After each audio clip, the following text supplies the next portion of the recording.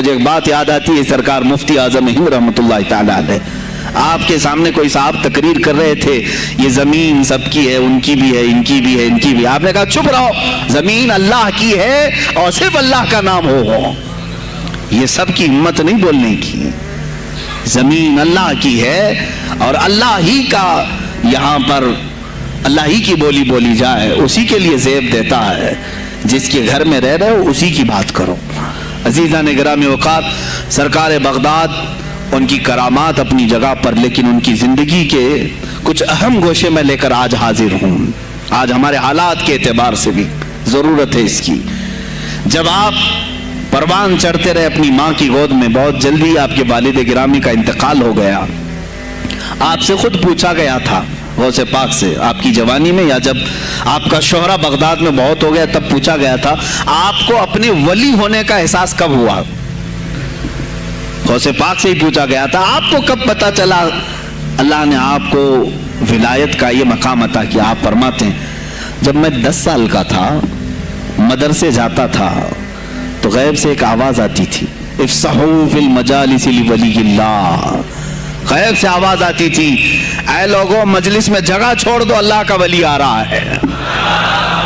یہ آواز صرف میں نہیں، میرے استاد بھی سنتے، وہاں بیٹھے شاگرد بھی سنتے، اور سب کھڑے ہوتے تھے، جگہ دیتے تھے۔ غوث پاک فرماتے ہیں جب ہر بار مجھے یہ آواز آنے لگی تب مجھے احساس ہوا کہ اللہ تعالیٰ نے مجھے ولایت کا تاج پہنایا ہے۔ پھر آپ کو لہو و لعب میں، کھیل کود میں نہیں رکھا گیا۔ فرماتے ایک بار میں صرف ایک گائے کی پونچھ پکڑنے کی کوشش کر رہا تھا، گائے پلٹ گئی، فصیح عربی میں کہنے لگی الہذا خلقت ام بہذا امرت یا عبد القادر، اے عبد القادر کیا تجھے اسی کام کے لیے پیدا کیا گیا یا تجھے اللہ نے اس کام کا حکم دیا کہ میری پونچھ پکڑے؟ غوث پاک فرماتے ہیں میں چونک گیا کہ ایک جانور مجھ سے عربی میں بات کر رہا ہے۔ اور اس کے بعد وہ گائے خود کہنے لگی اے عبد القادر تجھے اللہ نے اپنی مخلوق کے لیے بنایا ہے، اپنے بندوں کو راہ راست پر لانے کے لیے۔ غوث پاک فرماتے ہیں اس کے بعد زندگی میں کبھی کھیل کود کی خواہش بھی نہیں آئی، کھیل کود کی خواہش بھی نہیں آئی، کبھی تصور بھی نہیں کیا۔ اور جب آپ جیلان سے نکل کر بغداد آئے، بغداد کے جو حالات تھے وہ آپ نے بہت قریب سے مشاہدہ کیا۔ میرے عزیزو، آج کے جو حالات ہیں نا، آج کے جو حالات میں نے پڑھا، اس سے بھی زیادہ ڈینجر حالات اس زمانے کے تھے۔ آج لوگ حالات کی شکایت کرتے ہیں، بہت سارے علماء مولانا ہم سے کہتے ہیں حالات اب صحیح نہیں ہیں، ویسے نہیں ہے پہلے۔ میں تمہیں غوث پاک کے حالات بتاتا ہوں، اس وقت سیاسی حالات کیا تھے۔ اس وقت سیاسی حالات اتنے خطرناک ہو چکے تھے، بغداد میں شیعوں نے اپنا گڑھ جمایا تھا، یہاں تک کہ ہر عالم پر، ہر واعظ پر، ہر امام مسجد پر پابندی تھی۔ سیدنا ابو بکر صدیق اور حضرت عمر کا کوئی نام نہیں لے سکتا تھا، کوڑے مارے جاتے تھے۔ شیخین کا اگر کسی نے نام لے لیا کسی عالم نے، کوڑے مارے جاتے تھے۔ خلیفہ واثق باللہ تک یہ تاریخ چلی بغداد میں، اور سلطنتیں ٹوٹ چکی تھیں۔ سیاسی حالات اس قدر خراب ہو چکے تھے، چھوٹی چھوٹی ٹکڑیوں میں بٹ چکے تھے مسلمان۔ مصر کی طرف دیکھیں تو فاطمی حکومت قائم ہو گئی تھی، وہ اپنے آپ کو فاطمی کہہ رہے تھے۔ بغداد میں عباسی خاندان حکومت کر رہا تھا، اور وہ بھی سمٹ کر کے صرف بغداد کے اطراف رہ گئی بس۔ پھر ترکی کی طرف دیکھیں تو سلجوقی خاندان تھا، ایک ایک ٹکڑا حکومت کر رہا تھا، اور یہی آپس میں دست بگریباں تھے، ایک دوسرے سے لڑ رہے تھے۔ اور پھر پلس اس پر ایسا کہ بازنطینی جو عیسائی تھے، صلیبی تھے، ان سلطنتوں کو آپس میں لڑا کر کے اس قدر شدت پیدا کر چکے تھے کہ بغداد والا مصر نہیں جا سکے، مصر والا ترکی نہ آ سکے۔ پھر ادھر بخارا، سمرقند، نیشاپور، یہ جو رشیا میں ہیں آج، ازبکستان وغیرہ میں، یہاں الگ ایک سلطنت قائم تھی، اور ہند میں الگ کفرستان تھا۔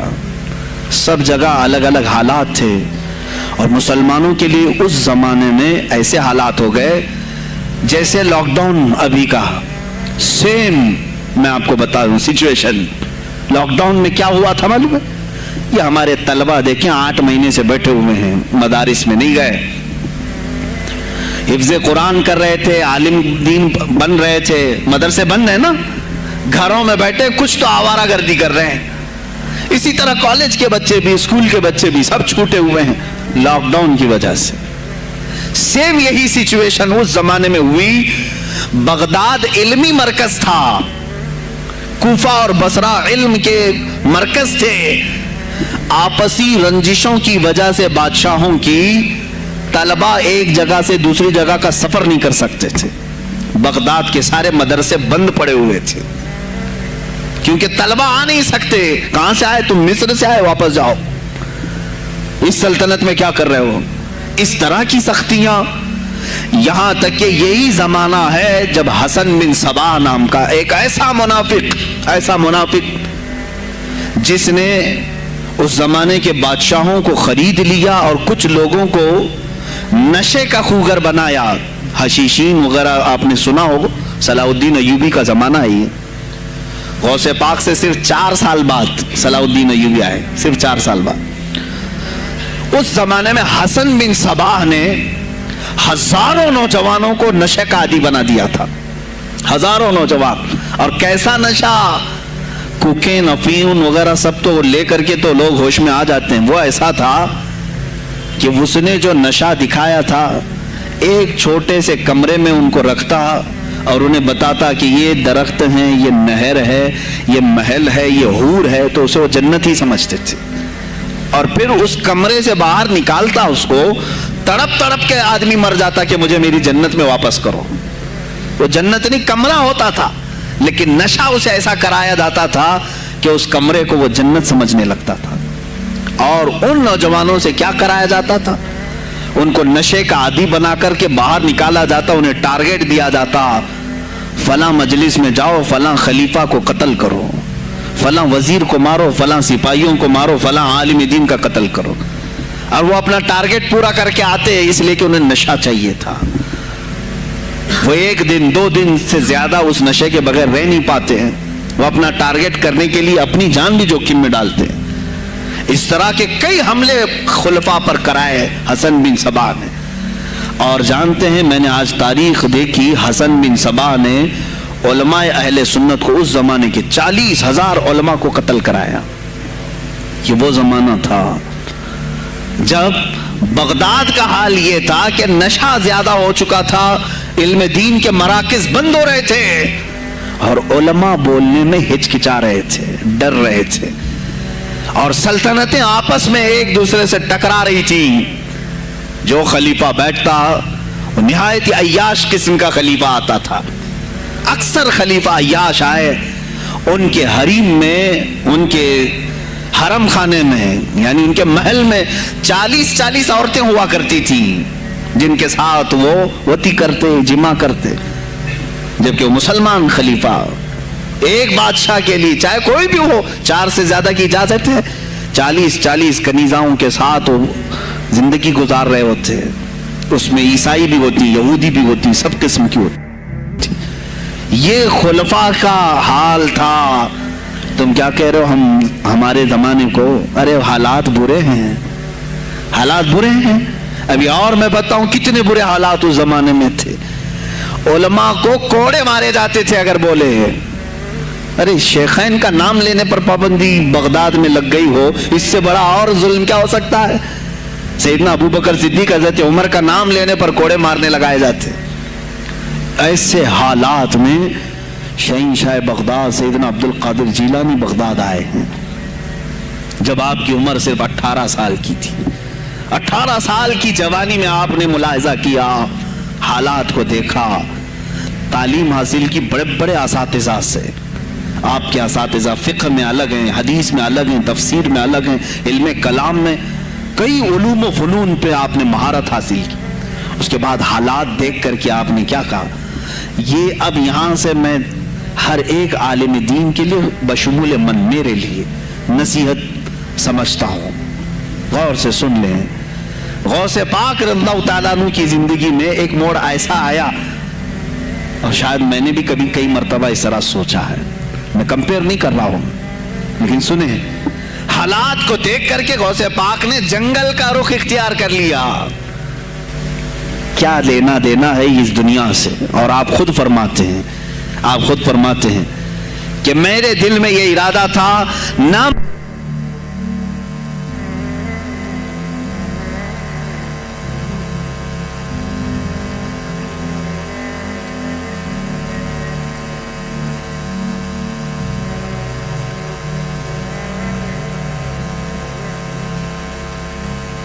ہیں، میرا ارادہ ہوا جنگل میں ایسی جگہ رہوں کہ نہ مجھے مخلوق دیکھے اور نہ میں مخلوق کو دیکھوں، عبادت میں ایسے مصروف ہو جاؤں۔ جنگلوں میں آپ عبادت کرتے رہے، لیکن فرماتے ہیں مجھے غیب سے آواز آئی اللہ رب العزت کی طرف سے، کہا اے بندے قادر، آپ کا نام ہی عبد القادر ہے، اے قادر کے بندے، تجھے اللہ نے جنگلوں کے لیے نہیں بنایا، امت مصطفیٰ کی رہنمائی کر، خلق خدا تجھ سے نفع حاصل کرے، واپس آ جا۔ غوث پاک فرماتے ہیں میرا ارادہ تو تھا کہ میں اپنی زندگی اللہ کی یاد میں فنا کر دوں، لیکن میں شہر صرف اس لیے واپس آیا کہ جنگل میں صرف میری اصلاح ہو سکتی ہے، شہر میں پوری امت کی اصلاح ہو سکتی ہے۔ علماء کے لیے یہی آج نصیحت ہے، تم چاہے تو گدی نشین بن جاؤ، سجادہ نشین بن جاؤ، جھولی نشین بن جاؤ، جنگل نشین بن جاؤ، ہو سکتا ہے تمہارے اپنے فائدے کے لیے تم سوچ سکتے ہو۔ میں نے ابھی یہ کہا میرے دل میں ارادہ تھا کہ گوشہ نشین ہو کر کے اپنی عبادت کریں، اپنی آخرت کی فکر کریں، نہیں، علماء کو اللہ تعالیٰ نے علم عطا کیا ہے امت مصطفیٰ کی رہنمائی کے لیے، یہ امانت ہے، چاہیں تو بھی چھپ نہ سکیں۔ عزیزان گرامی وقار، غوث پاک رضی اللہ تعالیٰ عنہ واپس بغداد آئے۔ اچھا وہ اتنی عبادتوں کے عرصے میں جانتے ہیں کہاں کہاں کا سفر نہیں کیا انہوں نے؟ جنگلوں کا سفر، صحراؤں کا سفر، بیابانوں کا سفر، یہاں تک کہ سری لنکا کی سرزمین تک پہنچے، ملتان تک آئے۔ یہ تاریخ کی کتابیں بتاتی ہیں آپ نے پیدل یہ سارے سفر کیے، پھر واپس اسی بغداد آئے جہاں کے حالات بڑے ہی کشیدہ تھے، اور خلفائے وقت کے خلاف زبان کھولنا یہ آگ سے کھیلنے کے برابر تھا، آگ سے کھیلنے کے برابر تھا۔ اور سب سے بڑا مسئلہ تو غوث پاک کے لیے یہ تھا کہ آپ بغداد کے نہیں تھے، عراق کے نہیں تھے، آپ جیلان سے آئے تھے۔ جیلان ایران میں ہے، اس زمانے میں طبرستان ایک صوبہ تھا، طبرستان کا ایک شہر جیلان تھا، جیلان سے آئے ہوئے تھے بغداد میں۔ آپ کی زبان فارسی تھی، فارسی زبان کا ایک طالب علم بغداد میں آیا ہے، اور بغداد پورا عربیوں کا ہے، فصیح عربی بولنے والے لوگ، اور نہایت ہی عیاشی میں پڑے ان کی اصلاح کیسے کریں۔ دل میں بار بار یہ احساس ہوتا، غوث پاک فرماتے میری زبان فارسی تھی اور ان کی زبان عربی ہے، میں ان سے خطاب کیسے کروں، ان کو اصلاح کے راستے پر کیسے لاؤں۔ بار بار سوچتے تھے، لیکن دل میں ایک درد ہوتا تھا کہ امت مصطفیٰ کو اس حال میں میں نہیں چھوڑنا چاہتا۔ ایک دن ایک مسجد میں غمگین حالت میں سوئے، ظہر کا وقت تھا، نماز پڑھ کر کے آپ آرام کر رہے ہیں، اور جیسی آنکھ بند ہوئی سرور کائنات صلی اللہ علیہ وسلم تشریف لائے۔ پوچھا عبد القادر کیوں غمگین ہے میرے بیٹے؟ کہا کہ یا رسول اللہ صلی اللہ علیہ وسلم زبان میری اجمی ہے، فارسی، میں عربیوں کے بیچ بیٹھا ہوں، اصلاح کرنے کی کوشش کرتا ہوں، لیکن مجھے یہ اجمی سمجھیں گے۔ اللہ کے نبی صلی اللہ علیہ وسلم نے فرمایا تو اپنا منہ کھول۔ آپ نے منہ کھولا، حضور پاک نے اپنا لعاب پاک ڈالا، دوسری بار ڈالا، تیسری بار ڈالا، چوتھی بار ڈالا، پانچویں، چھٹی، 7 مرتبہ حضور پاک نے اپنا لعاب پاک دیا اور کہا عبد القادر اب اٹھ اور بیان کر۔ فرماتے ہیں خواب میں نے حضور اکرم صلی اللہ علیہ وسلم کا لعاب پاک لیا، تھوڑی ہی دیر گزری تھی، میرے خواب میں ہی میرے جد کریم مولا کائنات علی مرتضیٰ تشریف لائے۔ کہا پھر وہی سوال کیا عبد القادر کیوں نہیں بیان کرتے؟ کہا میں فارسی النسل، فارسی ہوں اور عربیوں کے بیچ میں ہوں۔ انہوں نے کہا تو اپنا منہ کھول، باب العلم बाब मदीनतुल इल्म अली करमल्लाहु वजहुल करीम अपना लुआब पाक डालते हैं। 1 बार, 2 बार, 3 बार, 4 बार, 5 बार, 6 बार बस किया। गौसे पाक ने कहा नाना जान ने मुझे 7 मरतबा पिलाया, आपने 6 मरतबा। अली करमल्लाहु वजहुल करीम फरमाते मैं बराबरी तो नहीं कर सकता, वो रसूल कायनात हैं। अजीजा ने गिरामी वक़ा गौसे पाक फरमाते हैं फिर मेरी आंख खुली और उसी जामा मस्जिद में जब मैं खड़ा हुआ और खिताब के लिए लोगों को पुकारा तो देखा इधर से भी मखलूक आ रही है, उधर से भी आ रही है, सामने से भी आ रही है। मजमा इतना कसीर के तिल धरने की जगह मस्जिद में नहीं थी। और जब आपका खिताब खत्म होने को था लोग अपने कपड़े फाड़ने लगे और बेहोश होने लगे। इतनी तीर बहदफ कलमात थे कि सीधे सीने में पैवस्त हो जाते, दिलों में उतर जाते। उसके बाद वही दिन था सैयदना अब्दुल कादिर जीलानी को लोगों ने हाथों हाथ उठाया। बगदाद में शोहरा हो गया कि कोई एक अजमी आया है और अरबियों पर फौकियत ले गया है। सारे अरबी उसके सामने दंग रह गए हैं, कोई अरबी उसकी फसाहत को नहीं पहुंच पाता है। कई लोग इम्तिहान के लिए भी आए। ऐसा नहीं है कि गौसे पाक को यूं ही छोड़ दिया गया। मेरे अजीज तुम तो 1000 साल के बाद करामतें सुनते हो ना, यही लगता है कि गौसे पाक बहुत करामतों के मालिक थे, बहुत बड़े आलिम और बड़े वली कामिल थे, कुछ नहीं हुआ होगा उनके साथ। हमारे से ज्यादा खतरे उन्होंने मोले हैं, हमसे ज्यादा हासिदीन उनके थे, दुश्मनी करने वाले अपनों में भी बहुत सारे थे। गौसे पाक रज़ियल्लाहु ताला अन्हु का जब खिताब शुरू हुआ, क्या एक खतीब जब मशहूर होने लगे तो दूसरे मौलवी खामोश रह जाएंगे?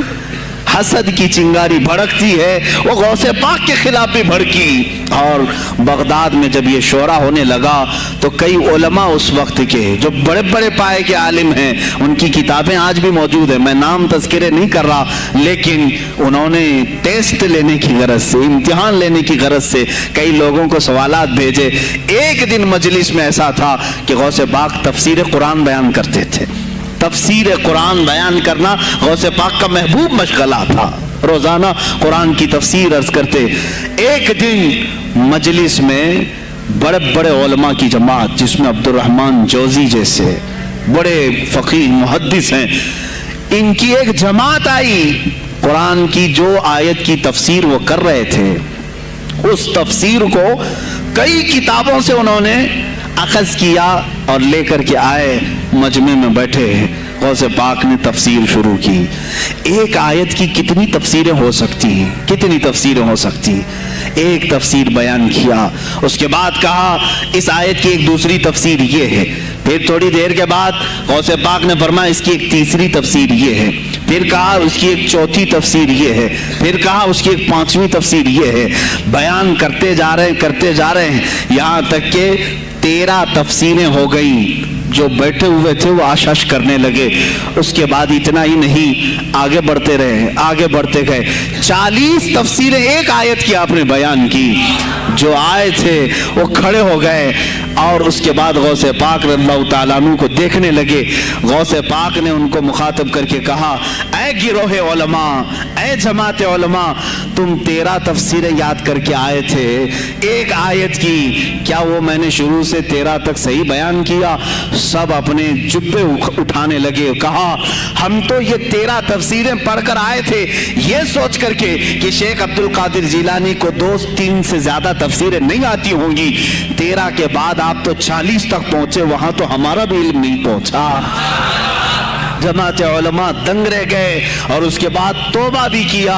कहा हमारे दिलों में बदगुमानी आ गई थी, हम तौबा करते हैं। गौसे पाक रज़ियल्लाहु ताला अन्हु एक और मजमा है, एक और मजमा ऐसा है कि उसमें 40 के करीब उलमा है। सवालात अलग अलग अलग लेकर के फंसाएंगे किसी तरह से, इनको डिफिकल्ट साथ लेकर। गौसे पाक रज़ियल्लाहु ताला अन्हु एक जमात से खिताब कर रहे हैं। 40 उलमा है, अलग अलग अलग सवालात नोट करके, मैं ये पूछूंगा, तुम ये पूछना, तुम ये पूछना। गौसे पाक रज़ियल्लाहु ताला अन्हु ने अपना खिताब किया और सवालात के लिए उस दिन महफिल का वक्त ही नहीं दिया। कहा आज सवालात कोई नहीं करेगा। वो लोग तो सवालात लेकर के आए थे। सब मजमे में खिताब के बाद जिसको जो पूछना है आप कहते हैं कि पूछ लो, उस दिन का कोई नहीं पूछेगा, आओ सिर्फ मुसाफा करके जाओ। आओ सिर्फ मुसाफा करके जाओ। तो ये जो उलमा की जमात थी, इनको बुलाया, एक आते उनको सीने से सीना लगाते और कहते तेरा ये सवाल था, उसका ये जवाब है। दूसरा आता उससे कहते तू ये घर से सोच के आया था, तेरा सवाल ये है, उसका जवाब ये है। इस तरह 40 से मुसाफा किया, मुआनका किया, उनके सवालात के पूछने से पहले जवाब